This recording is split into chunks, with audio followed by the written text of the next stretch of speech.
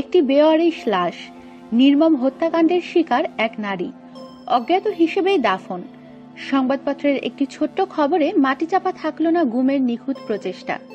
এরপর আঞ্জুমান মফিদুল ইসলামে রাখা লাশের ছবি দেখে শনাক্ত হল পরিচয়। লাশটি বাংলাদেশের জনপ্রিয় মডেল অভিনেত্রী সৈয়দা তানিয়া মাহবুব তিন্নির। আজ থেকে 14 বছর আগের ওই হত্যাকাণ্ডটি সারা দেশে ব্যাপক আলোড়ন সৃষ্টি করেছিল।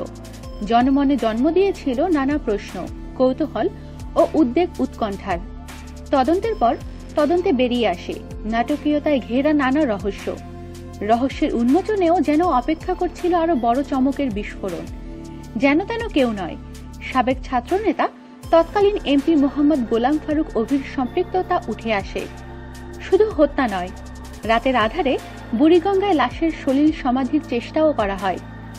2002 সালের 10 নভেম্বরের হত্যাকাণ্ডটি একটা বড় সময় ধরেই দেশে আলোচনার শীর্ষে ছিল। ঘটনাটির খুঁটিনাটিও ছিল টক অব দ্য কান্ট্রি।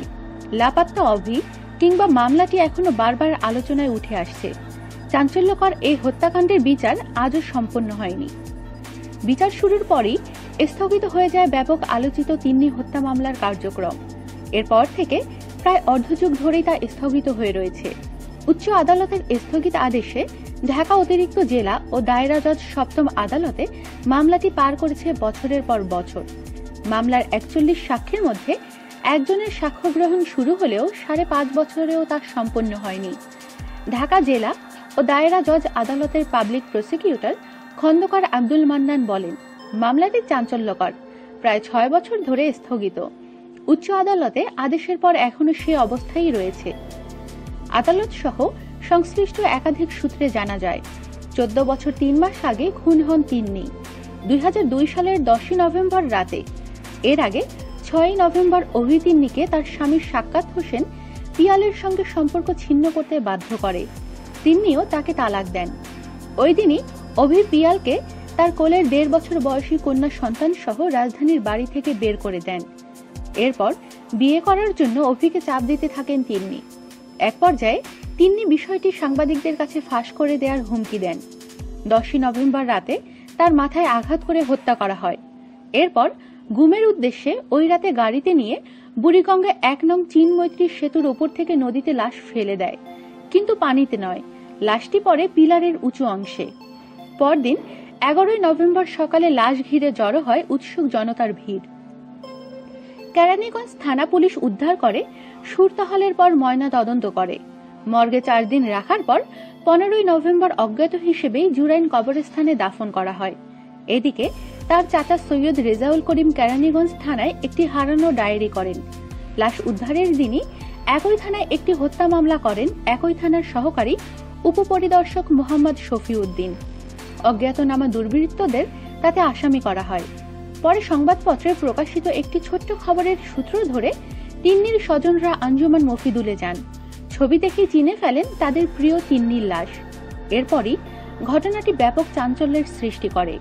মামলাটি প্রথমে তদন্ত করেন একই থানার উপপরিদর্শক মোহাম্মদ কাইয়ুম আলী সর্দার। পরে মামলাটিতে অভির নাম উঠে এলে তা নিয়ে আরো হইচই পড়ে যায়। চাঞ্চল্যকর বিবেচনার মামলাটির ভার পড়ে সিআইডির উপর।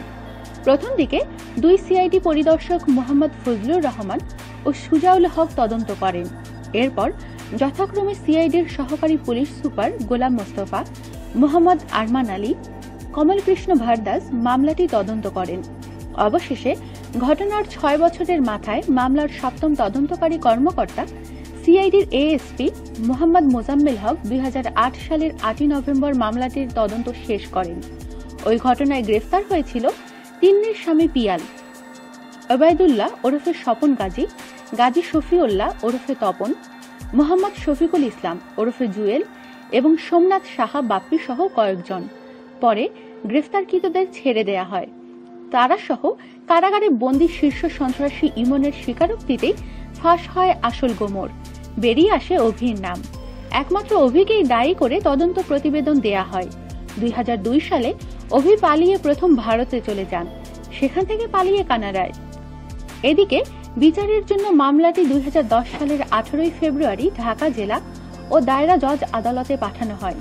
সেখান থেকে তা ওই বছরের 16 মার্চ ঢাকা অতিরিক্ত জেলা ও দায়রা জজ সপ্তম আদালতে বিচারের জন্য যায়।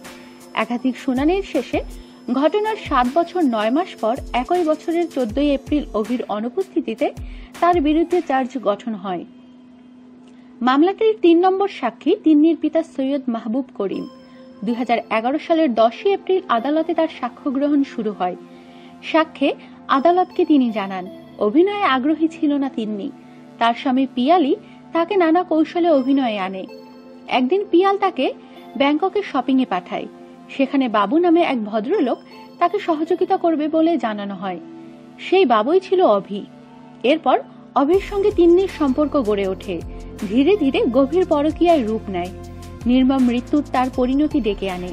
তার সাক্ষ্য গ্রহণ শেষ না হতেই উচ্চ আদালতে অভির পক্ষে করা রিট পিটিশনে নিম্ন আদালতে মামলাটির উপর স্থগিত আদেশ দেয়া হয়। খোঁজ নিয়ে জানা গেছে, কানাডার টরেন্টো থেকে অভি পাওয়ার অফ অ্যাটর্নির প্রয়োজনীয় কাগজপত্র পাঠিয়ে এক আইনজীবীর মাধ্যমে মামলাটির স্থগিত আদেশ চেয়ে 2010 সালের 5 নভেম্বর হাইকোর্টে একটি রিট আবেদন করেন, যার রিট পিটিশন নম্বর 9531/2010। বাংলাদেশের নিম্ন আদালতে চলমান মামলাটিতে অংশ নেওয়ার জন্য বাংলাদেশ দূতাবাস পাসপোর্ট চেয়ে পাওয়া যায়নি বলে উল্লেখ করেন তিনি। ইচ্ছা থাকলেও দেশে আসতে পারছেন না বলেও উল্লেখ করেন।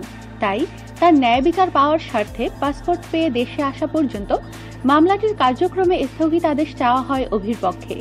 শুনানি শেষে একই বছরের 15 জানুয়ারি রুল জারি করেন হাইকোর্ট। এরপর 2011 সালের 23 জুন হাইকোর্ট মামলাটির স্থগিত আদেশ দেন। এখন পর্যন্ত রিট আবেদনটি নিষ্পত্তি হয়নি।